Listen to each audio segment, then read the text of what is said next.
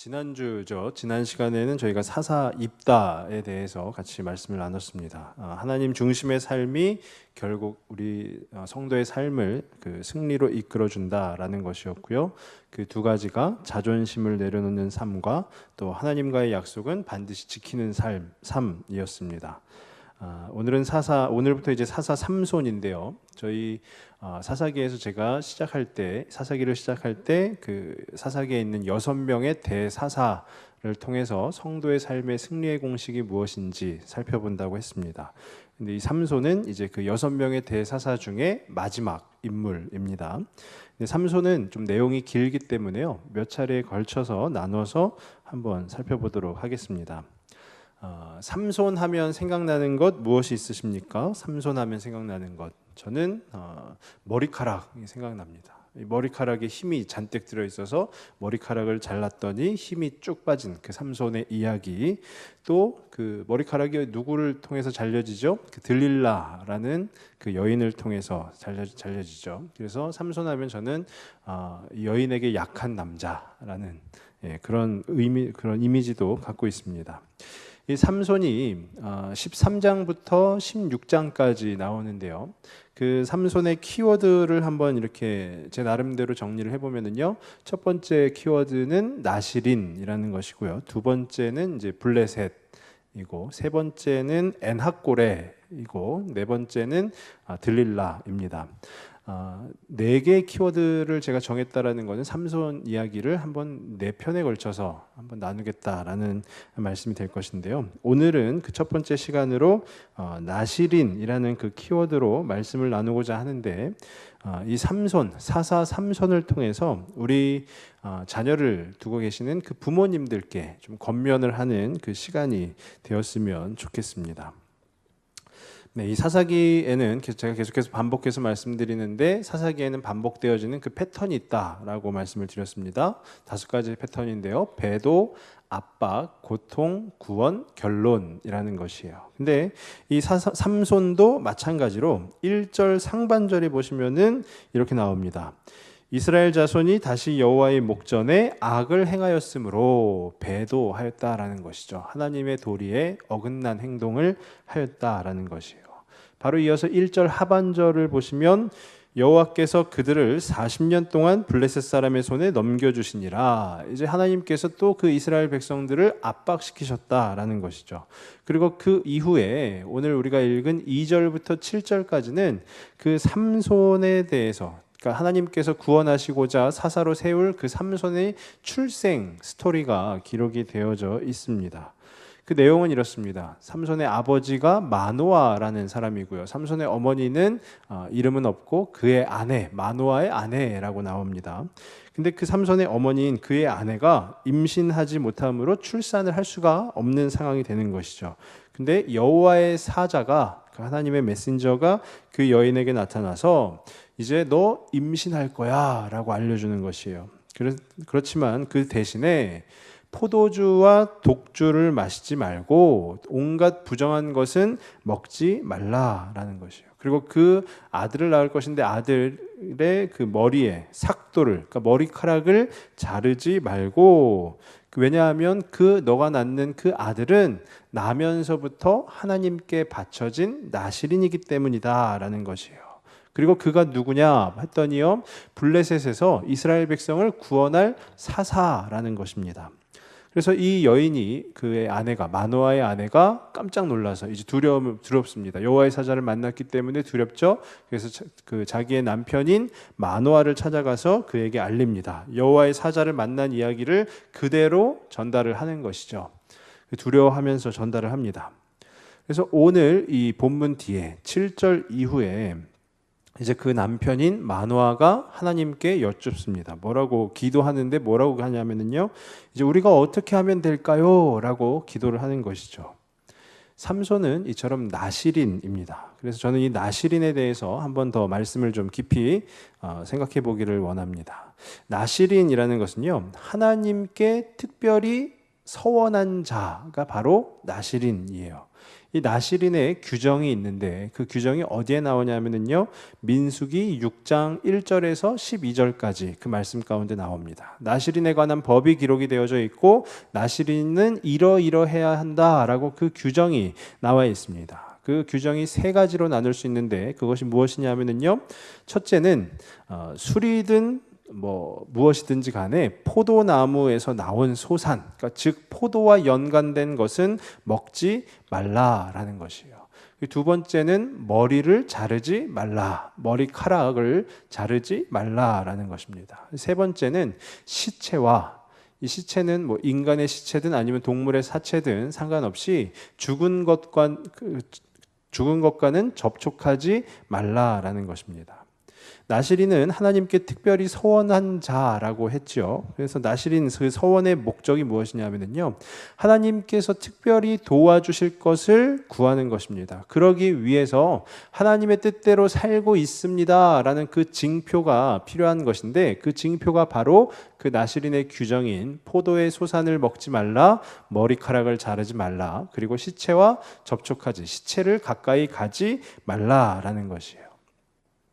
제가 얼마 전에 그 화요기도회 때도 한번 이렇게 나실인의 법에 대해서 하면서 언급을 했었는데, 이 나실인의 법을 보면은요, 그냥 포도를 먹지 말라, 머리를 자르지 말라, 그다음에 시체에 가까이 가지 말라, 여기서 멈추는 것이 아니고요, 아예 빠져나갈 구멍 자체가 없다라는 것입니다. 그래서 좀 불편하시겠지만 그 민수기 6장을 한번 좀 다 같이 한번 찾아보시면 좋을 것 같은데요, 구약성경 203쪽입니다. 구약성경 203쪽에 민수기 6장을 한번 같이 이렇게 좀 찾아보시면 좋을 것 같습니다.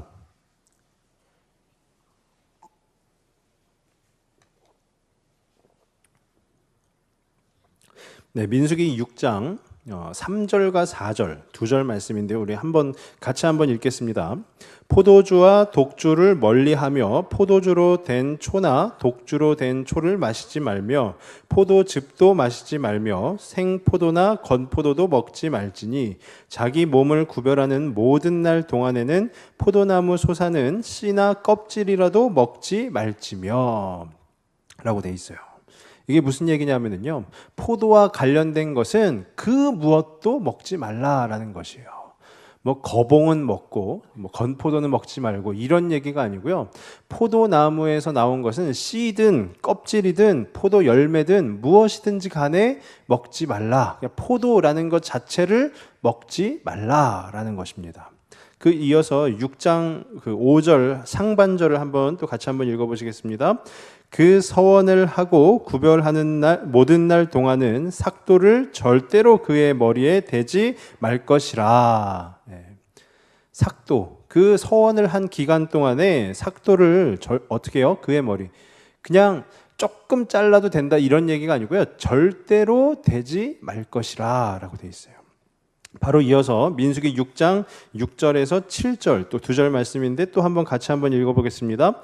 자기의 몸을 구별하여 여호와께 드리는 모든 날 동안은 시체를 가까이 하지 말 것이요 그의 부모 형제 자매가 죽은 때라도 그로 말미암아 몸을 더럽히지 말 것이니 이는 자기의 몸을 구별하여 하나님께 드리는 표가 그의 머리에 있음이라. 아멘. 시체를 가까이 하지 말라라는 것이에요. 근데 중요한 것은 뭐냐면요, 7절에 보니까요, 그의 부모 형제 자매가 죽은 때라도 가까이 하지 말라라는 것입니다. 우리가 장례를 치를 때 상주가 있죠. 상주가 누구죠? 아들을 말하는 것이죠. 만약에 부모님이 돌아가셨습니다. 이 나실이는요, 부모의 장례도 갈 수가 없는 것이에요. 그만큼 철저하게 하나님 앞에 서원하고 지켜야 되는 것을 말하는 것입니다. 그러니까 한마디로 얘기하면 하나님께서 나실인의 규정을 정하시면서 뭐라고 하시는 것이냐 하면은요, 쉽게 얘기하면 핑계 대지 말라라는 것이에요. 하나님께서 포도나무에서 나오는 씨나 껍질 그 모든 것을 먹지 말라라고 했는데 포도씨 하나 주워 먹고 하나님이 내가 너 포도 먹지 말라고 그랬는데 왜 먹었어? 저 씨만 먹었는데요. 그렇게 말을 할 수가 없다라는 것이에요. 머리카락을 자르지 말라라고 했는데 머리카락 조금 앞머리 살짝 자르고요, 하나님이 너 머리 왜 잘랐어 하면 앞머리만 살짝 자른 건데요 라고 할 수가 없다라는 것입니다. 그리고 시체에 가까이 가지 말라라고 했는데 우리 부모님이 돌아가셨는데 어떻게 가까이 안 갑니까? 장례는 치러야지요 라고 할 수가 없다라는 것이에요. 그러니까 나실인이 무엇이냐 하면은요, 전적으로 하나님께 매달린 자가 바로 나실인이라는 것이에요. 핑계 대지 말고, 그 무엇도 핑계대지 말고 전적으로 하나님의 뜻에 합한 삶을 살아야 되는 이가 바로 나실인이라는 것입니다. 그러니까 나실인의 서원은 무엇이죠? 내 뜻이 아닌 100%, 99.9%도 아니고요, 100% 하나님의 뜻에 맞추어 살겠다라고 결심을 하는 것이다 라는 것이에요. 근데 오늘 본문에서 뭐라고 하죠? 그 삼손이 나실인이라는 것입니다. 삼손이 나실인이에요. 근데 한 가지 흥미로운 것이 있는데요, 이 본문의 서원을, 그 나실인 서원을 삼손이 한 것이 아니에요. 누가 했죠? 마노아와 그의 아내, 즉 삼손의 부모님이 서원을 했다라는 것이에요. 그 마노아와 그의 아내를, 그 상황을 한번 살펴보면요, 하나님 여호와의 사자가 나타나서 너 이제 임신할 거야 라고 하는 거예요. 이제 아들을 낳을 거야. 근데 나실인으로 살아야 돼 라고 하니까 그 상황에서 우리 아들은 나실인으로 살게 할 수 없어요 라고 할 수가 없어요. 왜냐하면 이 마노아와 그의 아내는 말씀 가운데 뭐라고 되어 있냐면요, 2절 하반절에, 이제 다시 사사기 13장으로 돌아오시면 됩니다. 2절 하반절에 그의 아내가 임신하지 못함으로 출산하지 못하더니, 아예 자녀를 가질 수도 없고 낳을 수도 없는 부부였기 때문에 이들이 하나님의 사자가 와서 너 이제 아들을 낳을 거야 라고 했을 때 그 어떠한 조건에라도 이들은 수락할 수밖에 없는 것이죠. 그래서 그렇게 서원하고 난 후에, 좋습니다, 제가 아들을 낳으면 나실인으로 키우겠습니다 라고 그 서원을 하고 난 후에 13장 후반부에 어떤 내용이 전해지냐면요, 12절 말씀해 보니까 이런 내용이 있습니다. 마노아가 이르되 이제 당신의 말씀대로 되기를 원하나이다. 모든 것을 이제 하나님께 맡겨드리는 거예요. 내가 결정하는 것이 아니고 하나님께 다 맡겨드리는 것입니다. 또 14절에 보니까요, 여호와의 사자가 말한 것 다 지켜야 한다라는 그 내용이 기록이 되어져 있습니다. 뒤이어서 15절에 보니까요, 그럼 우리가 당신을 위해서 제물을 바치게 하옵소서, 염소를 바치게 하옵소서라고 되어 있어요. 즉 하나님께 예배드리게, 하나님께 경배하게 하옵소서라고 마노아의 그 소원이 담겨져 있는 것입니다. 마노아와 그의 아내는, 즉 삼손의 부모님은요, 이 사건을 통해서 하나님을 직접 바라보게 되었습니다. 신앙적으로 그들의 믿음에 아주 굳건한 체험을 하게 된 것이죠. 삼손은 그렇게 태어난 사사입니다. 부모님의 서원에 따라서 나실인이 된 것입니다. 근데 그 서원이 어떠했냐 하면은요, 그 마노아의 아내인 삼손의 어머니가 이제 삼손을 임신하고 10달 동안 이제 뱃속에 품고 있었을 것 아닙니까? 그때 나실인의 법을 하나씩 하나씩 다 지켰다라는 것이에요. 포도나무의 소산을 먹지도 않고 온갖 부정한 것은 먹지도 않고 다 지켜 행하였다라는 것입니다. 태교하는 중에 다 지켜서 행하였다라는 것이에요. 그 결과 이 삼손의 어머니가 삼손을 낳았는데 어떻게 되냐면요, 13장 24절 말씀을 보시면은요, 13장 24절 말씀에 이렇게 되어 있습니다. 그 여인이 아들을 낳음에 그의 이름을 삼손이라 하니라. 그 아이가 자라매 여호와께서 그에게 복을 주시더니. 아멘. 다 지켜 행했어요. 나실인의 법을 다 지켜 행하고, 또 아이가 태어났을 때 나실인으로 살게끔 다 부모가 이제 뒷바라지를 했겠죠. 서포트를 했습니다. 그 아이가 자라매 어떻게 되었다고요? 여호와께서 그에게 복을 주시더니라고 되어 있어요. 물론 나중에 가면 삼손이 드릴라를 만나면서 삼손이 좀 그 인생의 말미가 좀 별로 좋지는 않습니다. 근데 오늘은 그 얘기를 하고자 함이 아니고요, 이 삼손의 출생 스토리에 관련해서만 말씀을 한번 더 상고해 볼 수 있기를 원합니다. 저는 이 본문을 묵상하면서 우리 성도님들이 생각이 났습니다. 자녀들을 키우고 계시는 우리 성도님들 생각이 났어요. 우리 자녀들 위해서는 우리 부모님들이 어떻습니까? 열과성을 다하시죠. 자녀를 대부분 다 이제 자녀인 분들도 있지만 대부분 다 자녀를 키우신 우리 부모님들이신데요. 자녀를 키울 때 그냥 알아서 커라 막 이렇게 하시는 분은 아무도 안 계시죠. 열과성을 다해서 아기 때는 막 기저귀 다 갈아주면서 또 이렇게 그 분유 모유 다 먹이시면서 그 키우시지 않았습니까? 제가 보니까 이 한국의 부모님들 다른 나라도 마찬가지겠지만은요, 이 대한민국의 부모님들은 특히 이 자녀 사랑이 굉장히 남다르신 것 같아요. 또 우리가 살고 있는 지역이 어디입니까? 목동이죠. 목동에서는 특히 그런 것 같아요. 자녀들을 얼마나 사랑하시기에 얼마나 많은 학원들을 보내시는지 모르겠어요. 굉장히 많은, 제가 지금 청소년부를 담당하고 있는데 청소년 학생들 중에 학원을 안 다니는 친구가 없습니다. 물론 학원 다니는 것이 나쁘다라는 것은 아니에요. 학원 다녀야죠, 당연히. 근데 중요한 것은요, 우리의 자녀를, 나의 자녀를 학업 가운데 성공하는 것으로 키울 것인지 아니면 믿음 가운데 정말로 그 굳건한 믿음으로 키울 것인지 우리 부모님들이 선택을 해야 된다라는 것이에요. 근데 그게 굉장히 어렵습니다. 이 세상을 살아가면서 굉장히 어렵습니다. 저도 목사이지만 그런 것 같아요. 저도 굉장히 어렵더라고요. 저희 그 큰아이가, 재준이가 작년에 전도를 한 명 했다고 하더라고요. 전도를 했다. 저희 와이프가 이제 집에서 얘기하는 거예요. 아, 오늘 재준이가 전도했대. 딱 이렇게 얘기하는 거예요. 아, 그래? 라고 반응했어요. 아, 그래? 전도했구나. 근데 어느 날 저희 아들이 받아쓰기 100점 맞았대. 딱 하는 거예요. 아, 진짜? 와, 막 이러면서. 예. 전도했대. 애는 아, 그래? 전도했구나. 라고 했는데 받아쓰기 100점 맞았대 하니까 야, 진짜? 막 이렇게 되더라고요. 저도 어쩔 수 없는 부모인 것 같습니다. 특히나 요즘 제 그 집사람이, 아내가 조리원에 있는데요. 조리원이 뭐 하는 곳이죠? 산 후에 몸조리하는 곳이잖아요. 근데 제가 봤을 때는 몸조리가 전혀 안 되는 것 같아요. 큰애랑 같이 방 안에 있다 보니까 큰애를 다 뒷바라지 해야 되고요. 또 조리원에서 저는 계속해서 둘째 애한테 이제 분유를 먹이라고 이렇게 얘기하고 있는데 꼭 데리고 와서 이렇게 모유를 먹이더라고요. 그러니까 모유를 먹이면 막 하루에 애가 딱 삼시세끼만 먹지 않지 않습니까? 막 두세 시간에 한 번씩 계속 이렇게 데리고 와서, 그러니까 막 계속 막 팔이 아프다는, 손목이 아프다는 거예요. 조리가 잘 안 돼요. 근데 제가 하지 마라 얘기해도 안 돼요. 하더라고요. 제 말은 절대로 안 들어요. 근데 왜 그렇죠? 엄마이기 때문에 그런 거죠. 부모이기 때문에. 자식이니까 그렇게 하죠. 만약에 조카만 됐어도 그렇게 안 합니다.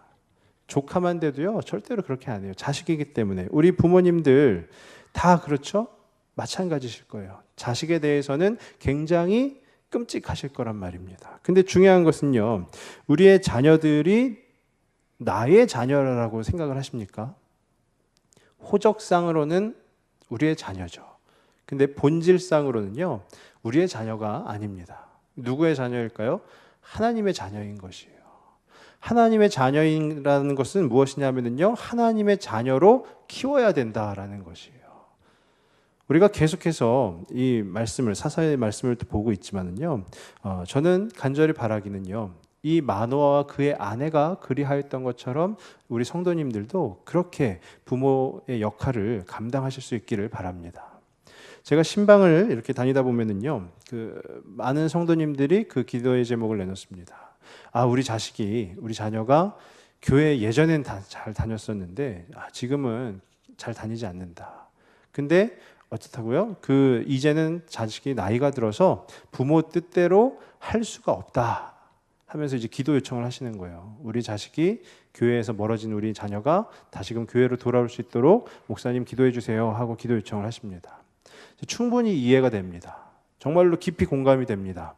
왜냐하면요, 나이가 별로 들지도 않았는데 이제 8살밖에 안 됐는데도 제 뜻대로 안 되거든요. 제 아들인데도 지금도 제 뜻대로 안 돼요. 얼마나 자기 주장이 강하고 그런지 몰라요. 근데 그 자녀들을 우리가 교회로 다시 오게 하고 신앙생활을 하게 하고 하는 그 부분들을 어떻게 하면 되느냐라고 보면은요, 오늘 이 말씀 중에 권면을 하면은요, 우리 부모님들 나실인 부모님이 되시길 바랍니다. 우리 부모님들 아마 서운하셨을 거예요. 모태신앙인 우리 자녀들 가운데 서운하셨을 겁니다. 하나님, 이 아이가 태어나면 하나님 잘 믿게 해주시고 교회도 잘 섬기게 해주시고 그렇게 하나님의 자녀로 무럭무럭 건강하게 잘 자랄 수 있게 해주옵소서, 이렇게 서운하셨을 것이에요. 근데 실제로 우리들의 모습을 되돌아보면은, 물론 우리 성도님들이 그렇다라고 말씀드리는 것은 아니고요. 실제로 우리들의 모습을 되돌아보면 진짜 그 서원하던 그때 그처럼 지금도 그렇게 행하고 있는지 점검을 해보면 그렇지 못한 분들이 더 많다라는 것이죠. 저도 그렇습니다. 저도 8년 전에 저희 애를 처음 낳았을 때요. 그때는 제가 사역자도 아니었지만 엄청 막 이렇게 뜨겁게 막 기도하고 그랬어요. 이 아이가 나중에 하나님이 원하시면 하나님의 종으로 쓰옵소서 막 이러면서 하나님 앞에 정말 이 아이를 무엇이라도 다 바칠 것이냐.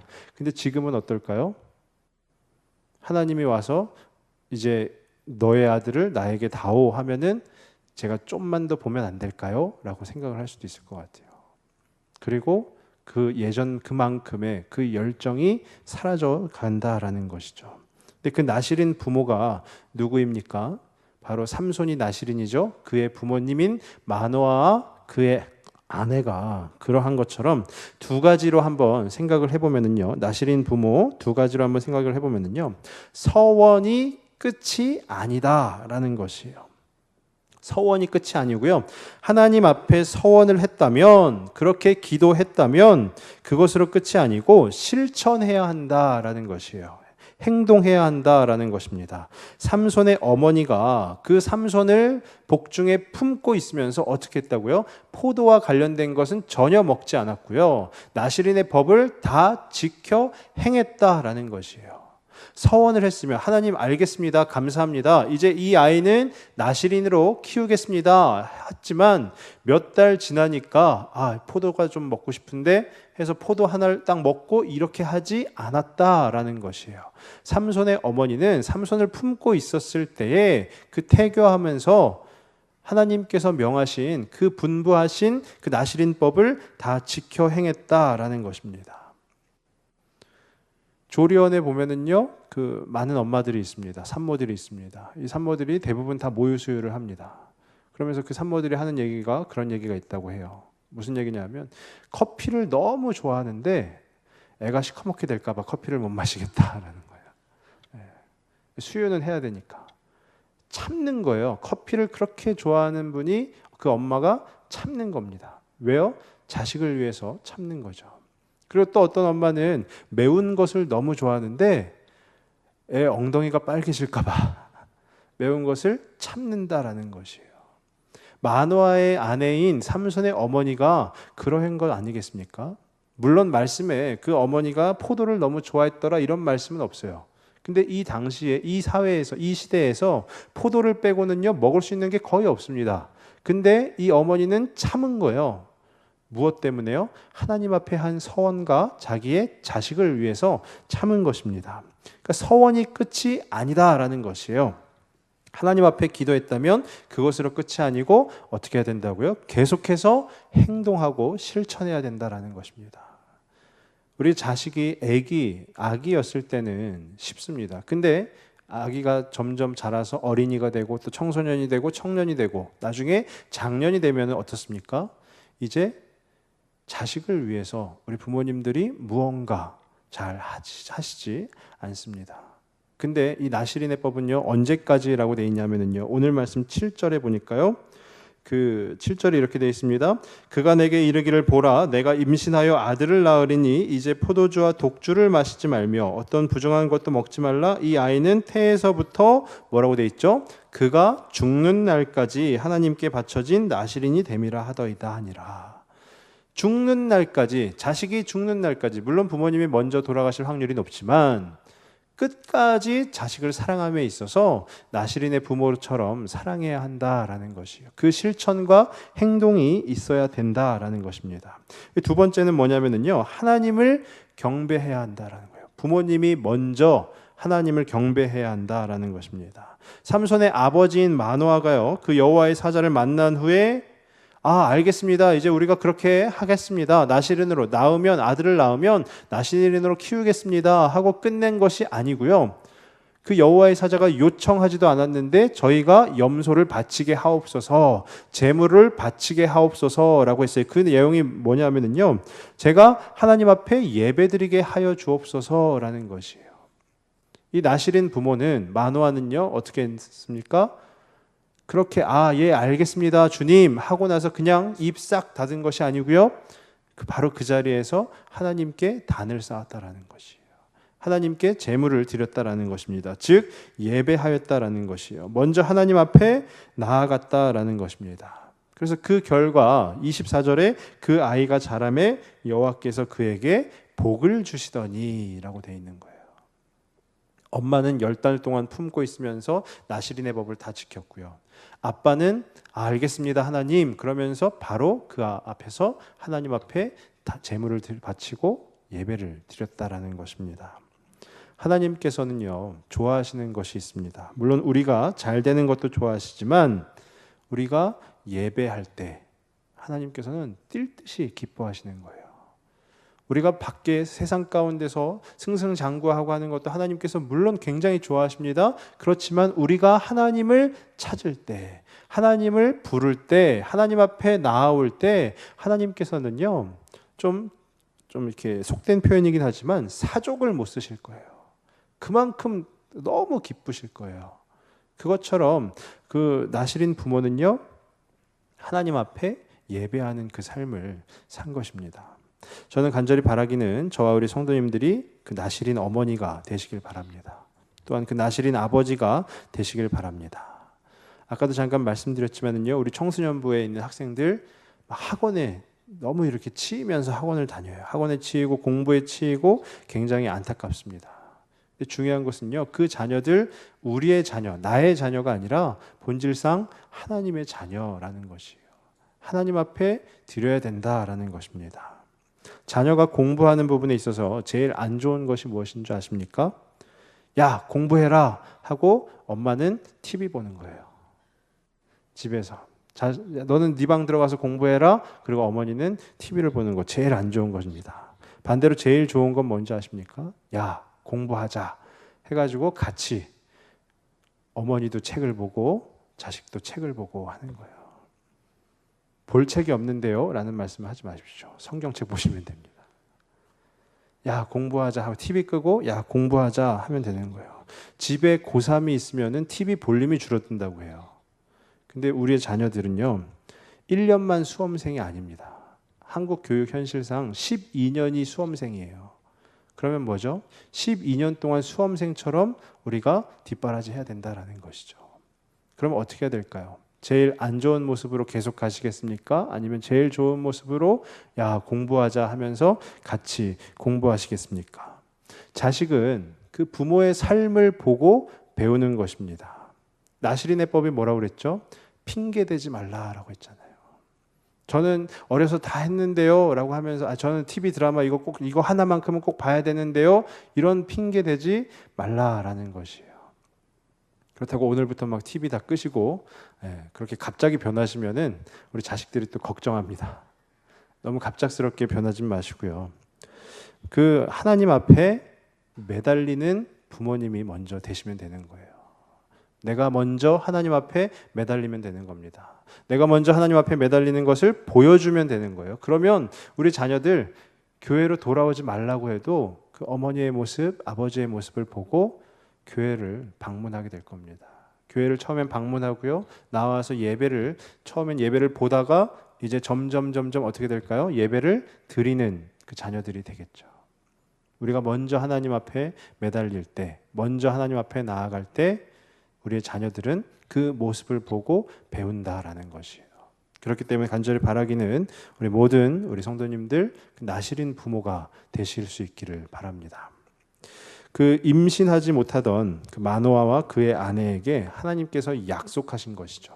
아들을 낳으리니 나실인으로 키워라 라고 약속하신 거예요. 저는 이 부분을 묵상하면서 그런 생각이 들었습니다. 죄로 인해서 죽을 수밖에 없었던 나에게 하나님께서 약속하여 주신 것이구나. 내가 너를 그 죽음 가운데서 살려줄 터이니 이제 다른 사람들을 살리며 살아라 라고 그 약속하신 것과 어쩌면 동일하다라는 것이에요. 살려주신 게 뭐죠? 바로 하나님의 은혜라는 것입니다. 그 은혜에 감격하여서 우리의 자녀들에게 본이 되는 그 삶을 살아가시는 저와 우리 모든 성도님들 다 되실 수 있기를 바랍니다. 그래서 우리 모두가 바로 그 삼손의 부모님 마노아 그의 아내처럼 그 나실인 부모가 되실 수 있기를 주님의 이름으로 축원합니다. 기도하겠습니다.